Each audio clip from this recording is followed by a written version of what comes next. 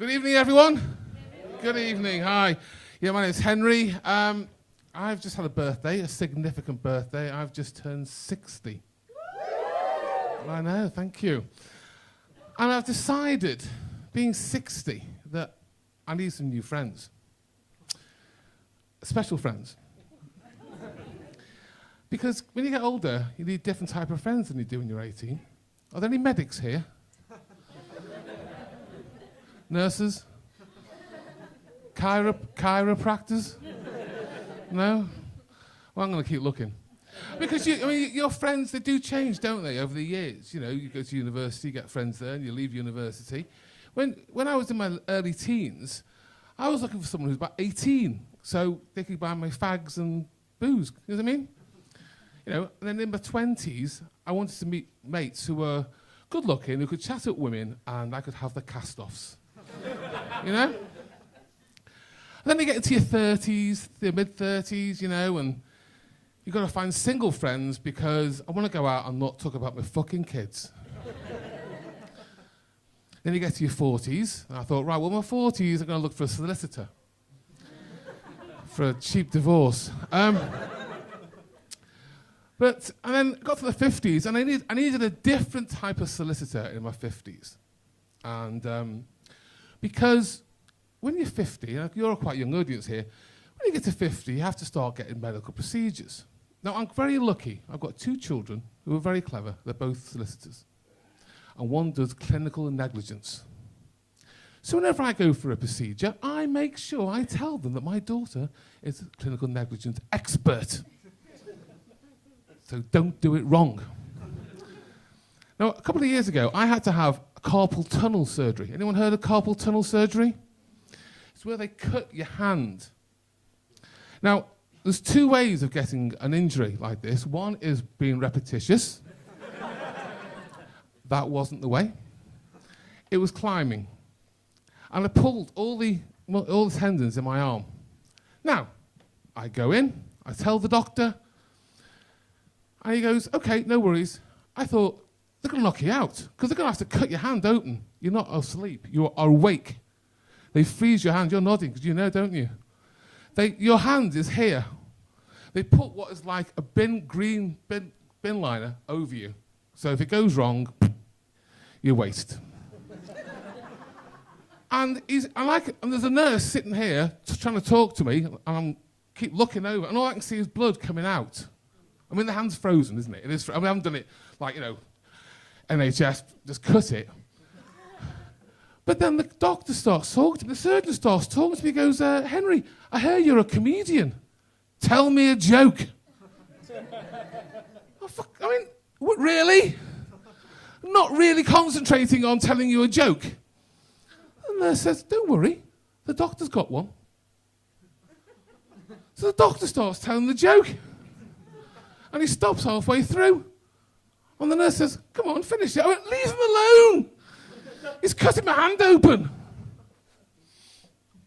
It's, we've all got mothers, haven't we? Mothers, we all love our mothers. I find that as my mother gets older, she says how it is. There's less and less filters.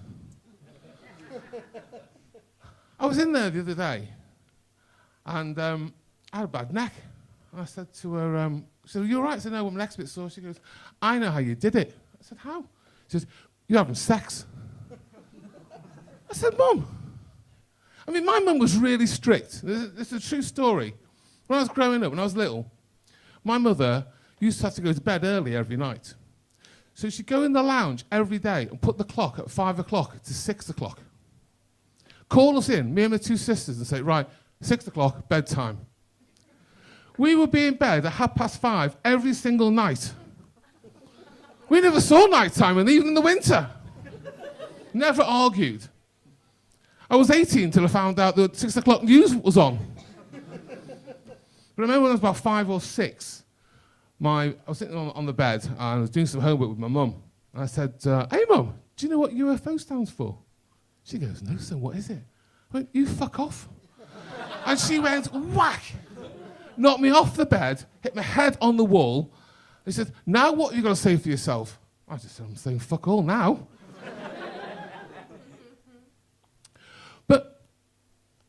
I started to think, because my parents divorced when I was about in my teens, and the older I got, 'cause my mum and dad both got remarried, and I thought, my mum and dad had nothing in common.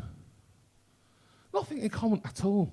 So I said to her recently, because I always hold the torch to my dad, who passed away a few years ago, but they've been divorced 40 odd years, but she always hold the torch. She said, Mum, what is it about my dad that you liked? And she came back with the words, great sex. Now, being a child, even though I'm 60, I'm not the word you want to hear from a parent, is it? I mean, sex? Great sex?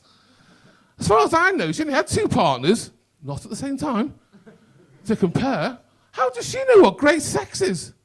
I mean, I've got my own definition of great sex, and there's no way my mother's fucking doing that.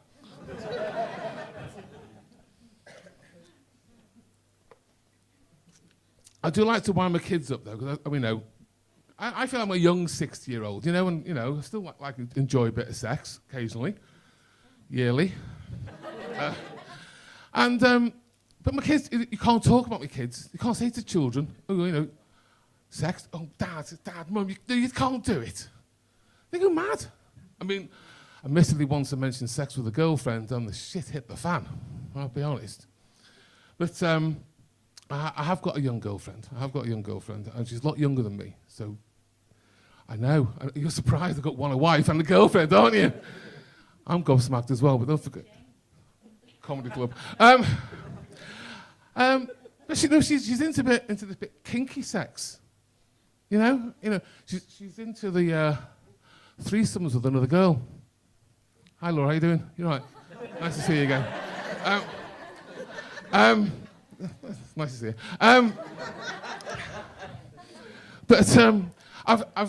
I've told my girlfriend now that there's no more of these butt plugs. No more. Because at my age, I think I'm going to need them for my incontinence, to be honest.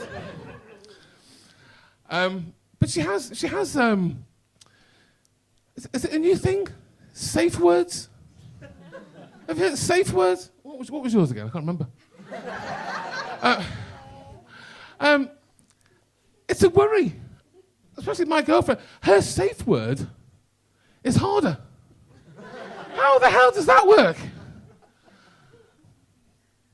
But I know we were having a bit of sex a few weeks ago, and she starts going, hurt me. Well, apparently, your sister's a better shag isn't what she meant. Ladies and gentlemen, my name is Henry Churney. Thank you very much.